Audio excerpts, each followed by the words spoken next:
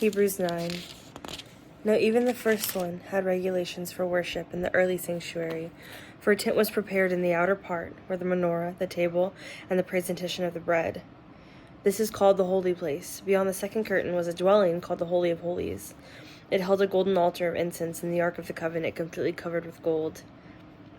In the ark was a golden jar holding the manna, Aaron's rod that budded, and the tablets of the covenant, and above it cherubim of glory overshadowing the mercy seat.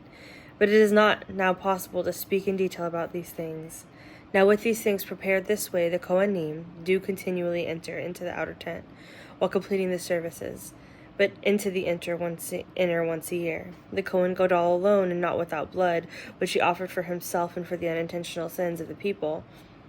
But the Ruach HaKodesh makes clear that the way into the holies has not been yet revealed while the first tent is still standing.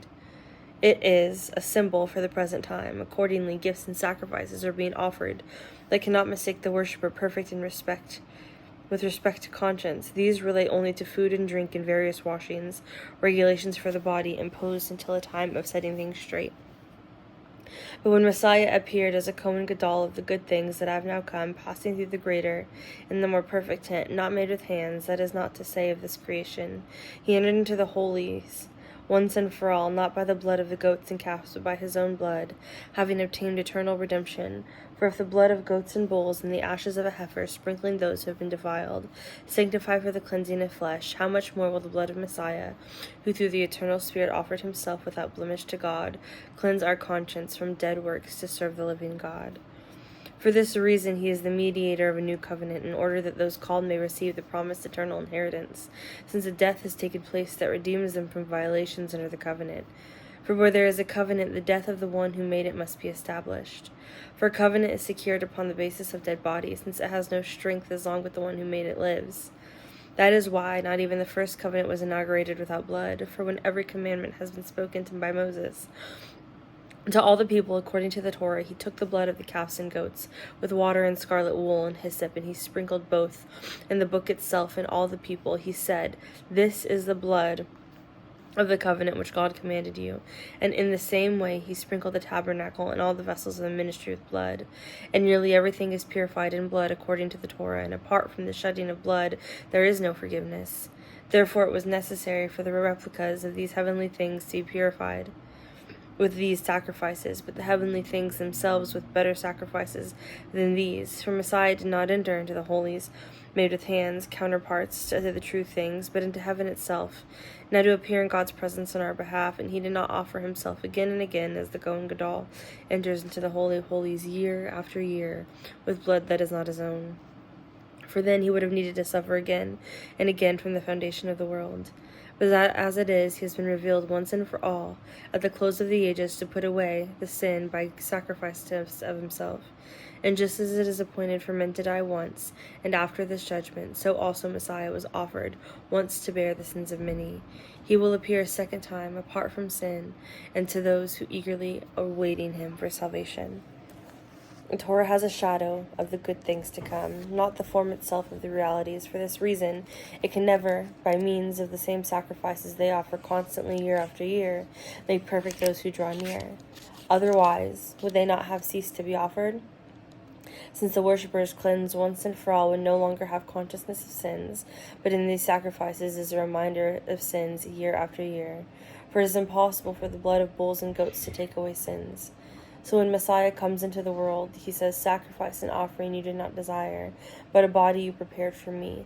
In whole burnt offerings and sin offerings you did not delight. Then I said, Behold, I come to do your will, O God. In the scroll of the book it is written of me." After saying above, sacrifices and offerings and whole burnt offerings and sin offerings you did not desire, nor did you delight in them, those which are offered according to Torah. Then he said, "Behold, I come to do your will."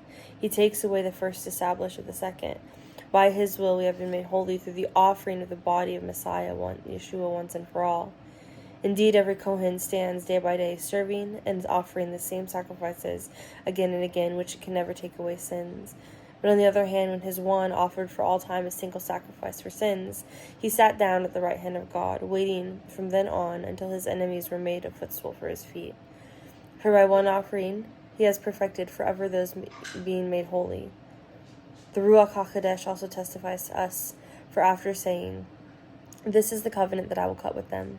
After those days, says Adonai, I will put my Torah upon their hearts and upon their minds, and I will write it. Then he says, I will remember their sins and their lawless deeds no more. Now where there is removal of these, there is no longer an offering for sin. Therefore, brothers and sisters, we have boldness to enter into the Holy of Holies by the blood of Yeshua.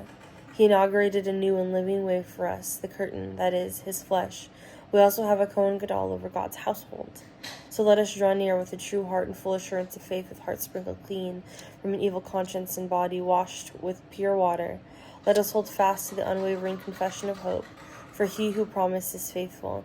And let us consider how to stir up one another in love and good deeds. And do not neglect your own meetings, as it is the habit of some, but encourage one another, and all the more so that you see the day approaching. For if we keep on sinning willfully after we have received the knowledge of the truth, but no longer remains a sacrifice for sins, but only a terrifying expectation of judgment and fury and fire, about to devour the enemies of God, anyone who rejects the Torah of Moses dies without compassion on the word of 2 or 3 witnesses. How much more severe do you think the punishment will be for the one who has trampled Ben Elohim underfoot and has regarded as unholy the blood of the covenant by which he was made holy, and has insulted the Spirit of grace? For we know the one who said, Vengeance is mine, I will repay. And again, Adonai will judge his people. It is a terrifying thing to fall into the hands of the living God. But remember the former days, when after you were enlightened, you endured a great struggle with sufferings. Sometimes you were publicly exposed to abuses and afflictions, and other times you became partners with those who were treated this way. For you suffered along with the prisoners and joyfully accepted the plundering of your possessions, knowing that you have for yourselves a better and lasting possession. Therefore do not lose your boldness, which has great reward. For you need perseverance, so that after you have done the will of God, you may receive the promise. For yet, in a very little while, the coming one will come, and he will not delay.